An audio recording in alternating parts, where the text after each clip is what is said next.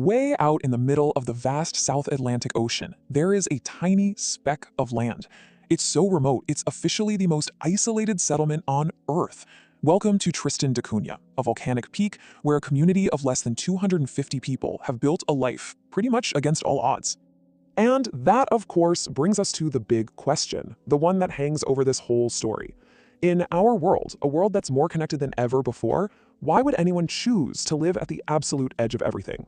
Okay, let's get into it. So just to give you a sense of what remote really means, let's start with this number, 2,430 kilometers. That is the distance to the nearest inhabited land, which is the island of St. Helena. And St. Helena is already famous for being one of the most remote places on the planet. So how do they get anything? What's their connection to the outside world?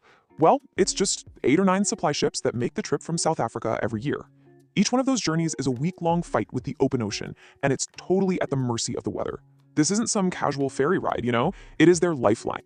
And if you're thinking, well, I'll just fly in, you can think again. The number of airports on the island is a big, fat 0. Not even a tiny landing strip.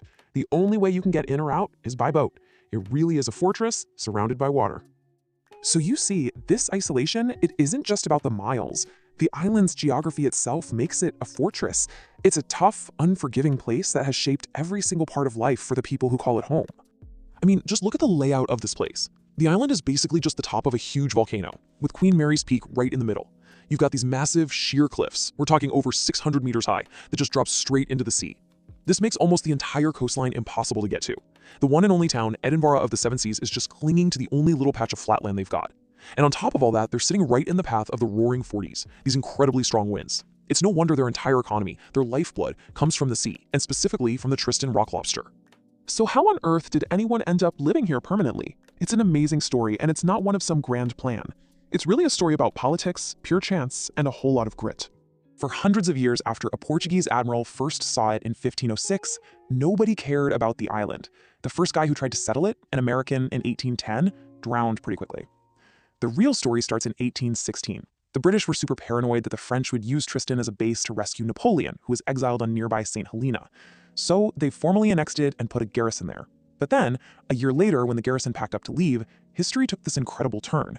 A Scottish corporal named William Glass just asked if he could stay. He, his family, and 2 other guys became the founders of this permanent community. And from that tiny start with Corporal Glass, the community grew in what has to be the most random way imaginable. Over the years, sailors got shipwrecked on the island. Guys from England, Italy, the Netherlands, America, and they just stayed. But pretty soon, this little community of bachelors had a very obvious problem. So what did they do? They asked a ship's captain to go to St. Helena and bring back women to be their wives. And this incredible, accidental blend of people is what created the unique culture and gene pool of everyone who lives there today. And what's really wild is that you can still see that origin story right now. The whole population is descended from those first few settlers. It's why there are only 7 family names that you'll find on the island: Glass, Green, Hege, Lavarello, Repetto, Rogers, and Swain. It's like a living history book, connecting them right back to that one determined Scottish corporal and a handful of shipwrecked sailors. But this tough little community was about to face its greatest test ever, an event so dramatic it almost wiped their entire way of life off the face of the earth. In October of 1961, the very ground they lived on, the ground they trusted, turned against them. The volcano, their home, violently woke up. A whole new volcanic cone started bubbling up right out of their potato patches, just a few hundred yards from their homes, spewing lava and smoke. 264 people, that was the entire population, and every single one of them had to be evacuated in a mad scramble, first to a nearby island and then shipped all the way to England. So for the first time in their lives, these islanders were thrown into the modern world. Can you just imagine the culture shock? They went from a quiet, cooperative life where they grew their own food and money barely existed to 1960s England, a world of traffic and television and cash. It was completely alien. And honestly, most people at the time just assumed that was it. That was the end of the Tristan community. But the story doesn't end there.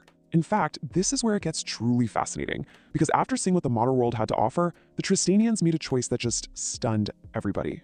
Because when they were finally given the choice, they voted to go home. In 1963, almost all of the islanders got back on a ship, sailed thousands of miles across the Atlantic, and went back to rebuild their homes and their entire lives right on top of the volcanic ash. That decision, right there, is the reason anyone lives on Tristan da Cunha today. So why? I mean, why could possibly pull them back so strongly? I think this quote really gets to the heart of it. They chose to go back to a life that was free from the constant stress and pressure of the modern world they'd been dropped into. And when you look at the rewards of that choice, you start to get it. Things that many of us have completely lost. There's practically no crime. People don't lock their doors. They leave the keys in their cars. It's a place where community isn't just some nice idea. It's how everything works, every single day. The kids are basically raised by the whole village. Yeah, they trade away convenience, but what they get back is this incredible sense of safety, of belonging, and a real, genuine peace. Now, if this is all starting to sound pretty good, I should tell you, they protect that culture fiercely. The island has a very strict policy. You can't just decide to move there. The right to live on Tristan is reserved only for people who were born there. And this isn't them being unfriendly, it's a matter of survival, a way to protect their very limited resources and a social fabric that is, incredibly fragile. But even for this incredibly resilient community, their unique way of life is facing some very modern challenges. And honestly, its future is far from guaranteed. The biggest threat, really, is simple math. The population is getting older and it's shrinking. It's down from almost 300 people back in 2016 to only about 240 today. And that's a trend that poses a very real existential risk to the future of the world's most isolated community.